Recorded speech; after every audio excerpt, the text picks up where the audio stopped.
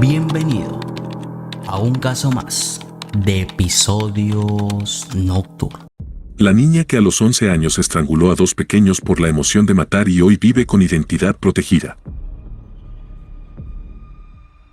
A mediados de 1968, cuando tenía apenas 11 años, Mary Bell estranguló a dos vecinos de su barrio. Nadie sospechaba de ella, pero la descubrieron porque comenzó a burlarse de la familia de sus víctimas. Maltratada y abusada por su madre, la justicia consideró que debía ser internada en una institución de rehabilitación. Al ser liberada, en 1980, se cambió el nombre y se le perdió el rastro, pero reapareció para contar su vida y sus crímenes en un libro. Cuando la joven señora Brown, vestida de riguroso luto, abrió la puerta de su casa en Scottswood, uno de los suburbios pobres de la ciudad inglesa de Newcastle, se topó con una niña de rostro angelical. La cara le resultó conocida, era una vecinita a la que solía ver jugando en la calle. ¿Puedo ver a Martin?, le preguntó la nena. La señora Brown empalideció. Martin era su hijo de 4 años y lo habían encontrado muerto, estrangulado, 3 días antes en una casa abandonada a pocas cuadras de ahí. Todo el barrio lo sabía y la policía estaba buscando al asesino.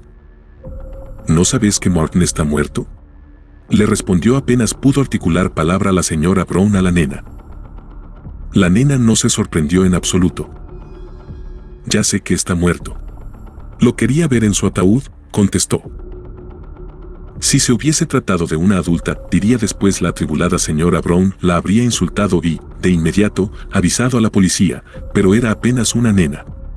Pensó que lo que estaba ocurriendo podía ser una broma cruel de los chicos del barrio o, quizás, resultado de una curiosidad infantil que no había reparado en el dolor que podía causar.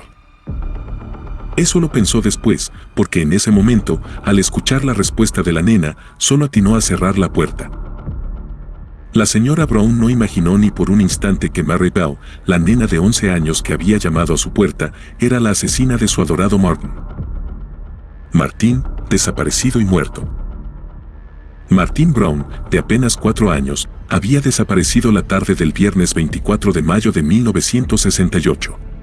La señora Brown lo buscó primero por todos los rincones de la casa y, después, ya desesperada, salió a la calle llamándolo a los gritos. Los vecinos se sumaron enseguida a la búsqueda y uno de ellos, quizás con la cabeza un poco más fría, volvió a su casa y llamó por teléfono a la policía. Con el paso de las horas, la desesperación fue en aumento. Nadie había visto a Martin y la policía local empezó a trabajar con la hipótesis de un perverso que lo había subido a un auto para llevárselo lejos del lugar. Mientras tanto, los vecinos seguían recorriendo la zona con la esperanza de encontrarlo sano y salvo. Lo hallaron al día siguiente dentro de una casa abandonada, muerto. Estaba tirado sobre el piso, con restos de sangre y restos de lágrimas o de saliva que le surcaban el rostro. También había un frasco de analgésico cerca de una de sus manos. Se pensó que el chico se había caído y muerto a causa de un golpe en la cabeza. Recién en la autopsia se supo la verdad, tenía un golpe fuerte en la cabeza, como se veía a simple vista, pero no había muerto por eso, sino que lo habían estrangulado. Se trataba sin dudas de un asesinato, pero la policía ni siquiera tenía una pista para identificar y capturar a los asesinos. Nadie había visto ni escuchado nada. Repuesta del dolor que le había causado, la señora Brown tampoco pensó en informar sobre la insólita aparición de la nena preguntona en la puerta de su casa 3 días después del hallazgo del cadáver de Martin. Brian, estrangulado. El horror por la muerte de Martin Brown todavía no se había disipado en Scottswood cuando el 31 de julio apareció el cadáver de otro niño en un descampado lleno de escombros. Brian Howe, de apenas 3 años, había desaparecido unas horas antes. Varios vecinos y su propia madre lo habían visto jugando en el jardín delantero de su casa, de donde se había esfumado sin dejar rastros. Lo encontraron unos jóvenes que participaban de la búsqueda, semioculto por unos escombros en el descampado. Estaba boca arriba y en su vientre desnudo el asesino había marcado torpemente con un objeto cortante una letra M. La autopsia reveló que, igual que a Martin, lo habían estrangulado. Interrogados por la policía, los chicos que encontraron el cuerpo de Brian porque la hermana del nene desaparecido, apenas mayor que él, les había dicho que buscaran ahí. La nena tenía 5 años y cuando le preguntaron por qué había señalado ese lugar respondió que Mary Bell le dijo que les dijera. Le preguntaron entonces a Mary, que dijo que no había dicho nada. Era la primera vez que la policía escuchaba el nombre de Mary Bell, porque la señora Brown jamás la había nombrado. Mary tenía 11 años y parecía aún más chica, la hermanita de Brian había cumplido 5 hacía poco. La policía pensó que era imaginaciones de dos nenas y se olvidó de ellas. Hasta que unos días después, el inspector de la policía local James Dobson reparó en una extraña conducta de Mary. Burlas en un entierro. El inspector Dobson volvió a ver a Mary, la nena a la que había interrogado sobre la indicación del descampado el día del velorio del pequeño Brian. La vio, acompañada por otra chica de su edad, frente a la casa de los Howe donde familiares y vecinos estaban velando los restos del nene asesinado.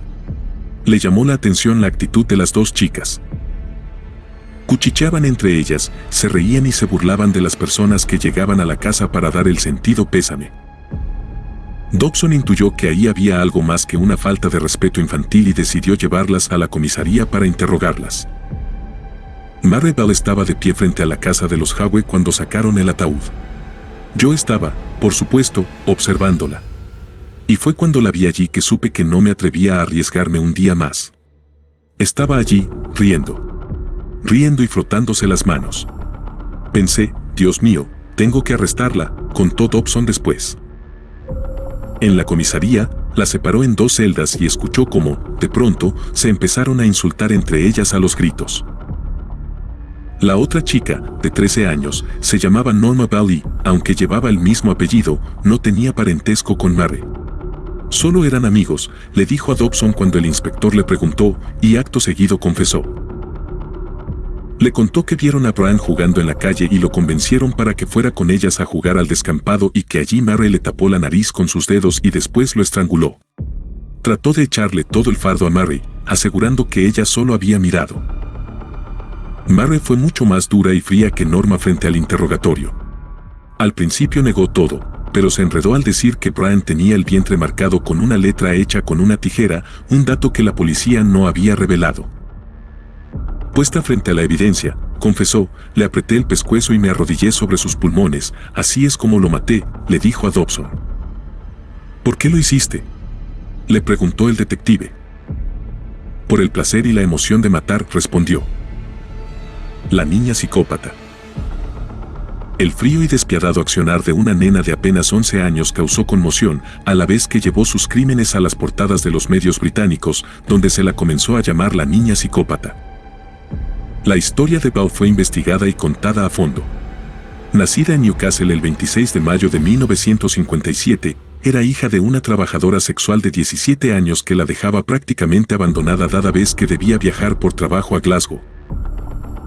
Nunca conoció a su verdadero padre, aunque durante sus primeros años creyó que un criminal llamado Billy Bell, que cumplía cárcel por robo a mano armada, era su progenitor.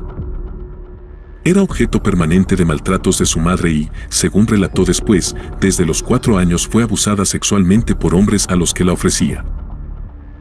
Quienes la conocían, relataron episodios de su vida que prefiguraron los crímenes que finalmente cometió. A los 2 años, la expulsaron de la guardería porque intentó ahorcar a un compañerito. A principios de 1968, esta vez junto con su amiga Norma Bell, intentaron ahogar a una pequeña vecinita llamada Pauline, a la que le metieron puñados de arena dentro de la boca. Y en mayo de ese año, es decir, el mismo mes en que asesinó a Martin Brown, intentó matar a un primito de 3 años tirándolo desde una ventana de la planta baja de su casa. El chico sufrió varias fracturas que le impidieron caminar durante meses. La historia de la niña psicópata fue reflejada como una larga cadena de intentos de asesinato, como si fueran ensayos hasta llegar a perpetrar las muertes de Martin Brown y Brian Howe. Castigo y liberación. El 17 de diciembre de 1968, Mary Bell fue sentenciada a la pena llamada a Her Majesty's Pleasure, que consiste en una condena indefinida en un reformatorio. El fallo se basó en los informes psiquiátricos que reflejaron síntomas de psicopatía. El juez señaló entonces que era peligrosa y que había un riesgo muy grave para otros niños si no se la vigilaba de cerca.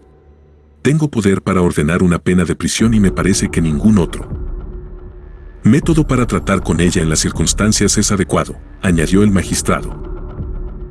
Durante el juicio, la propia Maribel había declarado que le gustaba herir a los seres vivos, animales y personas que son mucho más débiles que yo, a los que no se pueden defender. Su cómplice Norma, en cambio, fue absuelta, pero también internada en un psiquiátrico del que nunca saldría.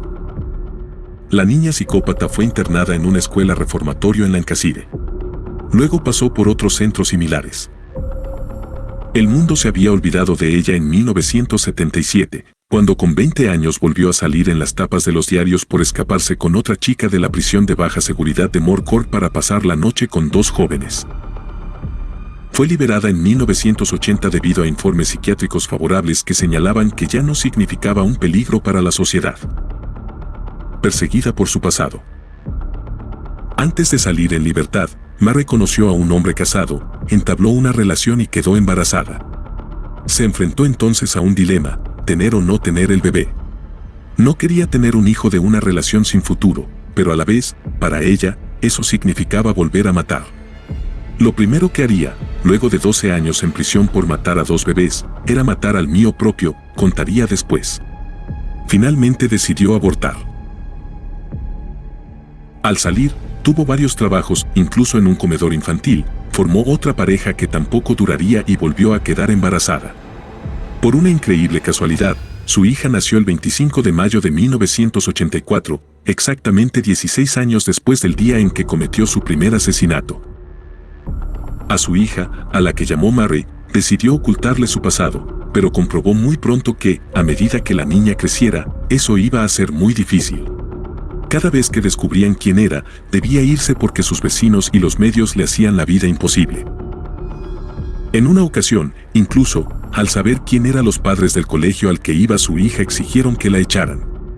Para entonces estaba nuevamente en pareja y, con su marido y la niña, se fueron a vivir a un pequeño pueblo, donde tampoco demoraron en descubrirla.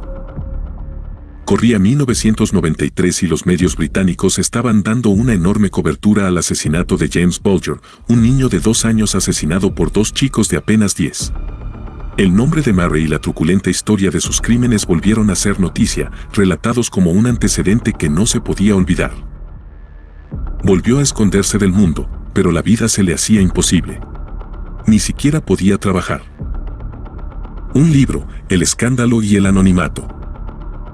Su nombre, aunque no ella, volvió a salir a la luz en 1998, a raíz de la publicación de un libro en colaboración con la periodista y escritora Gerda Sereni, Llantos ignorados. La historia de Maribel. Lo hizo para reivindicarse contando los maltratos y abusos sexuales que había sufrido por parte de su madre, a los que señalaba como causantes del trastorno de personalidad que la había llevado a cometer sus crímenes. Pero también lo hizo por dinero. Por contar su vida y sus crímenes, la niña psicópata cobró un adelanto de 50.000 libras esterlinas, cerca de $200.000 de la época. Al conocerse el monto del contrato que había firmado por contar su historia, se desató un nuevo escándalo. Los familiares de las víctimas la acusaron de lucrar con el dolor que les había causado y llegaron con sus quejas hasta el primer ministro británico, Tony Blair, que trató, sin lograrlo, de evitar la publicación. Perseguida por los medios, Maribel reclamó a la justicia que se le permitiera cambiar su nombre y también el de su hija, que ya tenía 19 años y le había dado una nieta. Lo logró en mayo de 2003 y la noticia, publicada por The Guardian, desató la ira de los familiares de los dos chicos a los que había matado. Espero que cuando mire a su nieto recuerde a los dos pequeños que asesinó. Nunca la perdonaré, dijo June Brown, la madre de Martin. Todo el mundo habla sobre ella y ella debe ser protegida. Como víctimas no tuvimos los mismos derechos que los asesinos, se quejó Lynn Howe, la madre de Brian. Desde entonces, Maribel vive con identidad protegida en algún lugar de Gran Bretaña. Se desconoce cuál es su nombre, aunque se sabe que vive con su actual pareja, su hija y su nieta.